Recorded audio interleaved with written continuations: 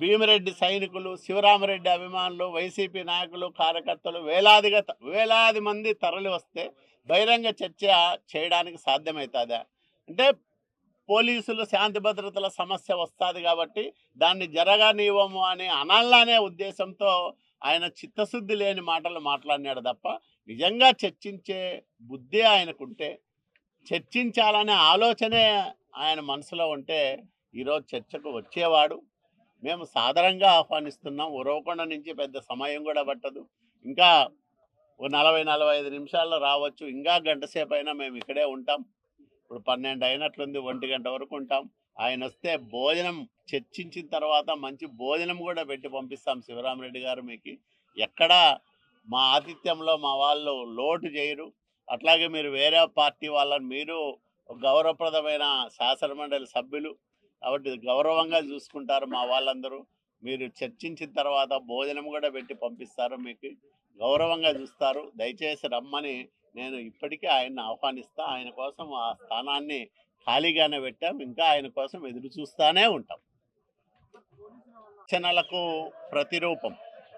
ఆయన రాయలసీమకు ఎలాగైనా సాగునీటి సౌకర్యం కల్పించాలనే తలంపుతో చేసిన ప్రయత్నం హంద్రీనివా సుజల స్రవంతి పథకం.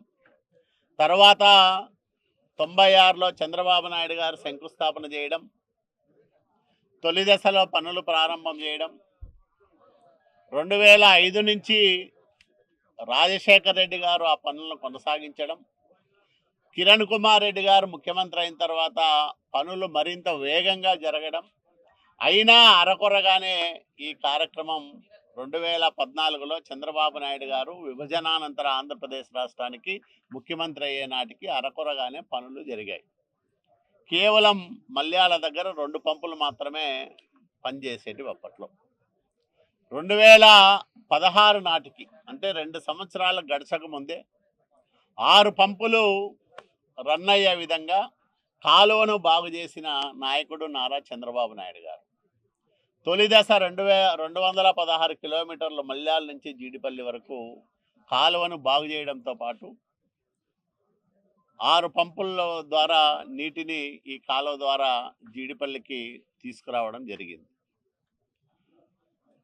19లో ముఖ్యమంత్రి అయిన జగన్మోహన్ రెడ్డి గారు కేవలం 2000 క్యూసెక్కులు మాత్రమే వస్తూ ఉన్నాయి, నేను దాన్ని 6300 క్యూసెక్కులకు పెంచుతాను, సమాంతరంగా ఇంకో కాలువ దవ్వుతాను, మొత్తం 10,000 క్యూసెక్కుల నీటిని హంద్రీని ద్వారా రాయలసీమకు అందిస్తానని పగల్బాల్ పలికాడు. ఒక్క పని అంటే ఒక్క పని చేయలేదు. ఎక్కడా కూడా ఒక గంప మట్టి ఎత్తిపోసిన పాపాన పోలేదు. కనీసం కరెంటు బిల్లులు చెల్లించిన పాపాన కూడా పోలేదు ఆ వైసీపీ 5 సంవత్సరాల పాలనా కాలం. మళ్ళా 24లో చంద్రబాబు నాయుడు గారు ముఖ్యమంత్రిగా వచ్చిన తర్వాత 3,700 కోట్ల రూపాయలు కేటాయించి పనులను పరుగులు పెట్టిస్తూ ఉన్నారు.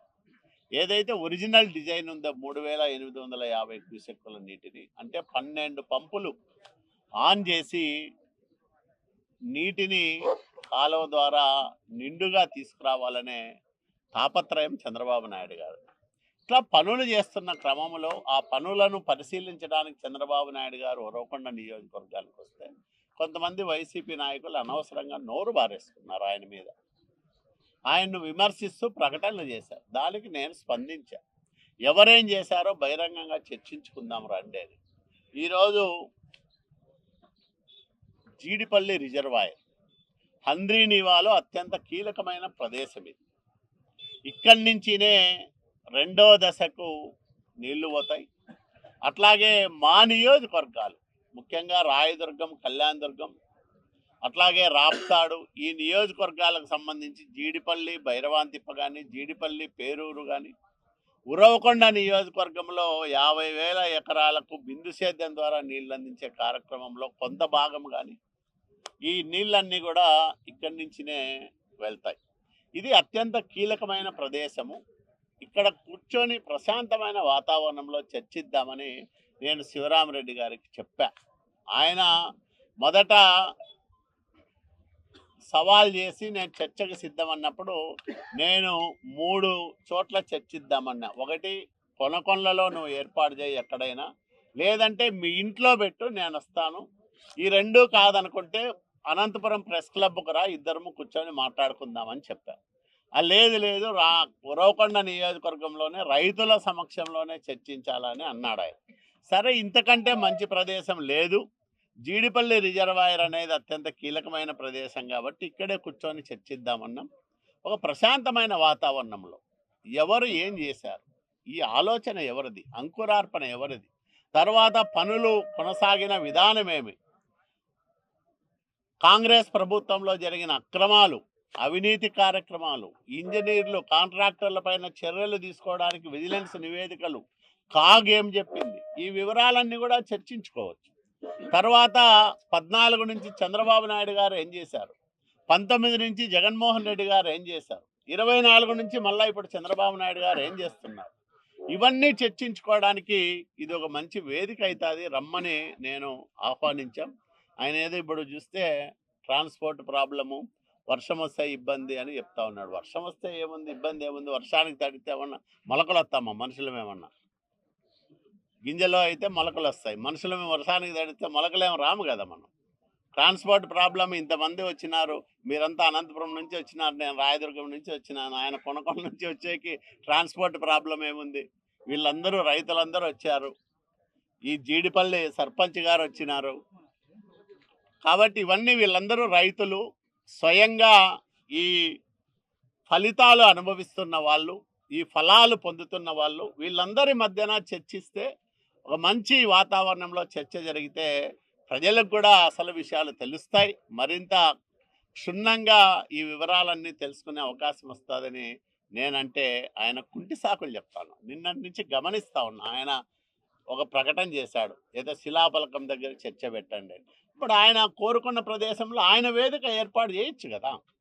ఇప్పుడు నేను ఇక్కడ నిన్న పొద్దున్నే ప్రకటించా, మా వాళ్ళకి చెప్పా, ఇక్కడ ఒక వేదిక ఏర్పాటు చేయండి, ఒక 300 మంది కూర్చోవడానికి, 50 మంది వైసీపీ నాయకులు, 50 మంది టీడీపీ నాయకులు, ఒక 50 మంది ప్రజా సంఘాలు, రైతు సంఘాల నాయకులు, ఒక 50 మంది విలేకరులు, ఇవన్నీ ఒక 200 మంది వస్తాం. ఇంకా ఎవరైనా రైతులు స్థానికంగా వస్తే ఇంకో అదనంగా 100 చైర్లు వేయండి, 300 మందికి ఇక్కడ ఏర్పాటు చేయమంటే మా వాళ్ళు ఏర్పాటు చేశారు. ఆయనకు కూడా నాతో సమానంగా చైర్ వేశారు, శివరామరెడ్డి గారని పేరు రాశారు. ఆయన వస్తాడని ఆశించాం. ఇప్పుడు ఉరవకొండ వరకు వచ్చినోడు జీడిపల్లికి రావడానికి అభ్యంతరం లేదంటాడు. మళ్ళీ ఆయన మళ్ళీ ట్రాన్స్పోర్ట్ వర్షం వస్తుంది అంటాడు. కుంటి సాకులు చెప్తా ఉన్నాడు. నిన్న ఒక మెసేజ్ చూసి అయింది, భీమిరెడ్డి సైనికులు, శివరామరెడ్డి అభిమానులు, వైసీపీ నాయకులు, కార్యకర్తలు వేలాది మంది తరలి వస్తే బహిరంగ చర్చ చేయడానికి సాధ్యమవుతుంది.